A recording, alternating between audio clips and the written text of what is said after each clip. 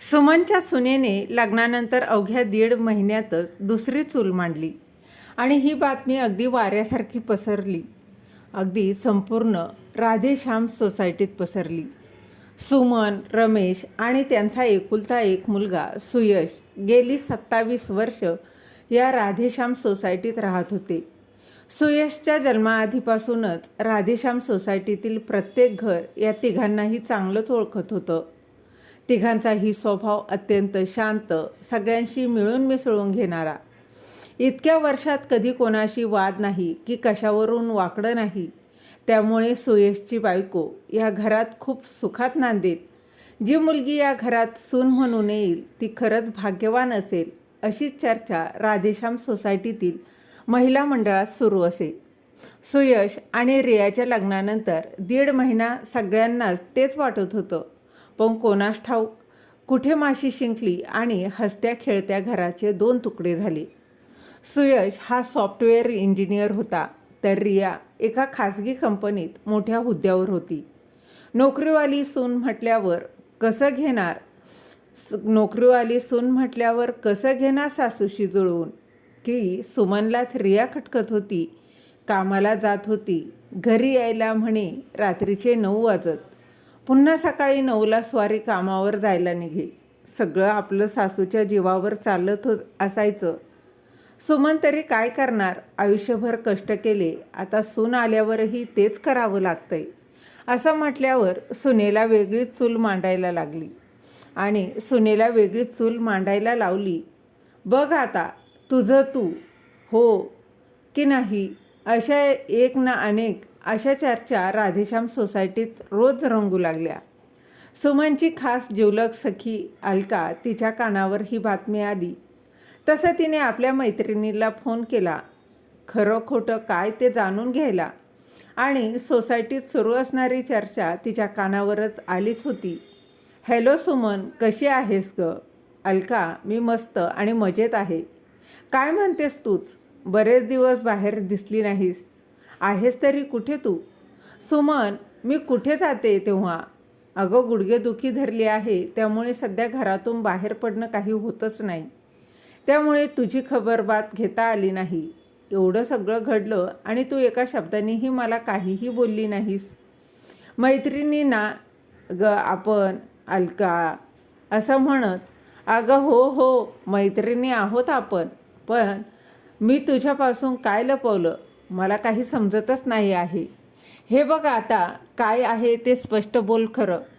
सुमन, ठीक आहे, स्पष्टच विचारते. रिया आणि सुयशने दुसरी चूल मांडली म्हणे. माझ्या कानावर बातमी आली आणि धक्काच बसला बघ. तुझ्यासारखी सासू मिळायला भाग्य लागतं आणि तुझी सून अशी कशी घर सोडून जाऊ शकते? चेहऱ्यावरून तर ती फार भोळी आणि गरीबाची वाटत होती बघ. पण एखाद्याच्या मनात काय सुरू असेल आपल्याला नाही सांगता येत ना. तिचं जाऊ दे ना, ती कितीही झालं तरी परकी. पण सुयशला नको का समजायला? म्हातारपणात आपल्या आईवडिलांचा आधार व्हायचं की त्यांना असं वाऱ्यावर सोडून द्यायचं? तुझं चुकलंच बघ. तूच सुनेला आधी लाडावून ठेवलीस. पाहिलंच त्याचे परिणाम काय झाले ते. अलका, बापरे, अगं किती बोलशील? दम लागला असेल तर पाणी घे, शांत हो आधी. इतका वेळ दाबून ठेवलेलं हसू सुमनताईंच्या तोंडातून बाहेर पडलं तसं अलकाला आश्चर्यच वाटलं. अगं, मी एवढ्या गंभीर विषयावर बोलत आहे आणि तू हसतेस काय? अलका, अगं हसू नको तर काय करू? मला सांग, तुला हे सांगितलं तरी कोणी? माझ्या लेकाने आणि सुनेने दुसरा संसार थाटला ते. सुमन, सांगायला काय पाहिजे? अख्खा सोसायटीत चर्चा सुरू आहे. मलाही आजच समजलं. तुझ्या शेजारी राहणाऱ्या त्या शारदावहिनी त्या आल्या होत्या आज घरी आणि त्यांनीच मला सगळं काही सांगितलं. तू तर काय मला परकच समजून टाकलंस. आणि अलका, अच्छा असं झालं आहे होय. बरं अलका, मी काय म्हणते, या रविवारी माझ्या घरी भेटूयात का? असंच आपलं एक छोटंसं गेट टुगेदर ठेवायचं म्हणते. सोसायटीतल्या सगळ्या महिला मंडळाला आमंत्रण देते आणि हो, तूही अगदी न विसरता यायचं बरं का. एवढं बोलून सुमन आणि अलकाने एकमेकींचा निरोप घेतला. रविवारसाठी सुमनने खास बेत आखला होता. शनिवारीच तिने सोसायटीतल्या सगळ्या मैत्रिणींना फोन करून खास येण्याचं आमंत्रणही दिलं आणि न विसरता यायचं, नाहीतर मी रागवेन अशी प्रेमळ धमकीही ताकीद दिली. आणि रविवारी सकाळीच लवकर उठून घर आवरलं. नवऱ्याला आज मित्रांबरोबर एक दिवसीय सहलीला पाठवण्याची सोयही केली. आज सुमनला घरात फक्त ती आणि तिच्या मैत्रिणी या व्यतिरिक्त कोणीच नको होतं. म्हणून नवऱ्यासाठी सहलीची योजनाही तिनेच आखली होती. घर आवरून मैत्रिणींसाठी चहा नाश्त्याची सगळी सोय करून ती हॉलमध्ये निवांत TV पाहत बसली. ठरवलेल्या वेळेवर सगळ्या मैत्रिणी हजर झाल्या. खूप दिवसांनी असं गेट टुगेदर भरल्याबद्दल सगळ्यांनीच सुमनचे अगदी आभार मानले. अलकाही होतीच सगळ्या मैत्रिणींच्या घोळक्यात. तेवढ्यात कोणीतरी म्हटलंच, बरं झालं तू आजचा कार्यक्रम आखला.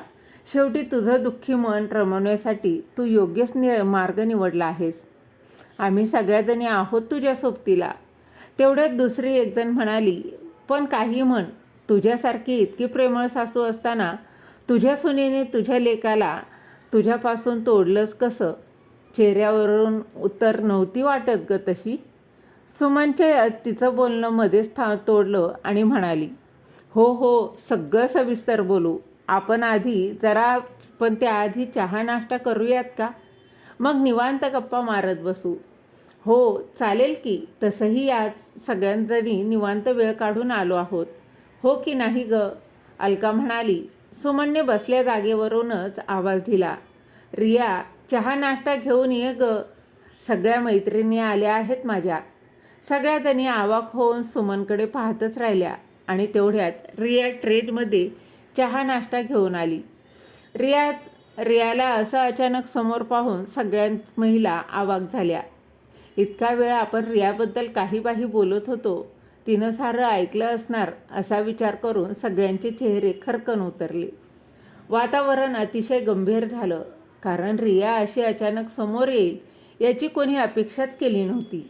आणि शेवटी न राहून अलका म्हणाली, हे सगळं काय आहे सुमन? काय प्रकार आहे हा? सांगते, सगळं सांगते. रिया आधी सगळ्यांना चहा नाश्ता दे पाहू. रियाने सगळ्यांना नाश्ता आणि चहा दिला.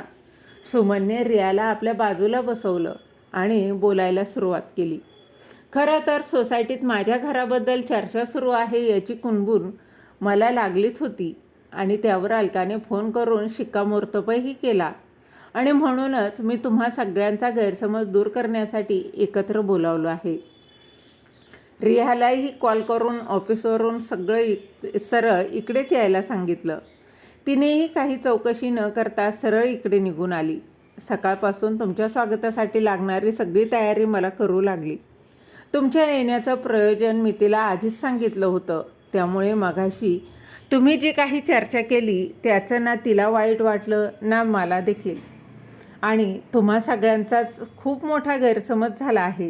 रिया आणि सुयशने दुसरं घर घेतलं ते आम्हा दोघांच्या आग्रहाखातर. रियाने आम्हाला आमच्या मुलापासून मुळीच दूर केलं नाही. त्या दोघांचीही हे घर सोडून जाण्याची इच्छा नव्हती, पण मीच हट्ट केला आणि घर घ्यायला लावलं.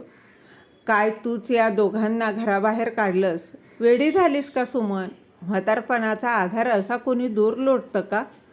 अलका म्हणाली, बरोबर आहे तुझं रिया. रिया आणि सुयश आमच्या म्हातारपणाचे आधार आहेत. पण सध्या मी आणि सुयशचे बाबा अगदी धडधाकट आहोत. स्वतःची कामे स्वतः करू शकतो. जेव्हा आम्हाला सुयश आणि रियाची गरज असेल तेव्हाच हक्काने त्यांच्याकडे जाऊ. पण सध्या त्या दोघांना त्यांची स्पेस देणं आम्हाला जास्त महत्त्वाचं वाटतं. दोघेही सकाळी बाहेर पडतात ते रात्री उशिरा घरी येतात. दिवसभर फोनवर काय बोलणं होत असेल तेवढंच. घरी आल्यावरही रिया मला घरातल्या कामात मदत करते. तिला झेपेल तशी सकाळी मदतही करते आणि काही कामं आटपून ती ऑफिस गाठते. रविवारचा एक दिवस काय तो मिळतो दोघांना, पण तोही आपण आठवडाभर काही काम करत नाही, सासूलाच करावी लागतात या विचाराने बिचारीचं मन स्वतःलाच खातं आणि रविवारी सगळ्या घराची जबाबदारी ती स्वतःवर घेते. मला काही काम करू देत नाही. इथून ऑफिसही दूर आहे, जाता येता दोघंही दमून जातात. सुयश एकटा होता तेव्हा ठीक होतं, पण आता त्याच्यावर रियाची जबाबदारी आहे. सून म्हणून जरी ती या घरात आली असली तरी आम्ही तिला आपली लेक मानली आहे. मग लेकीच्या सुखाचा विचार नको का करायला? आणि काही अडचण आलीच तर एका हाकेला धावून येतील अशी आहे माझी सून आणि मुलगा देखील. सुमनचं बोलणं ऐकून सगळ्यांनाच धक्का बसला, पण तो आनंदाचा धक्का होता. रियाचे डोळे भरून आले. सुमनच्या खांद्यावर डोकं टेकून तिने आपल्या अश्रूंना मोकळी वाट करून दिली. नेहमीच दिसतं तसं नसतं, त्या पलीकडेही एक विश्व असतं हे नक्की. तर मग मित्र आणि मैत्रिणींनो, तुम्हाला ही कथा कशी वाटली आणि कथा आवडली तर लाईक शेअर जरूर करा आणि चॅनलला अजूनही सबस्क्राईब केलं नसेल तर जरूर करा. तर भेटूयात अशाच एका नवीन कथेसोबत. तोपर्यंत धन्यवाद.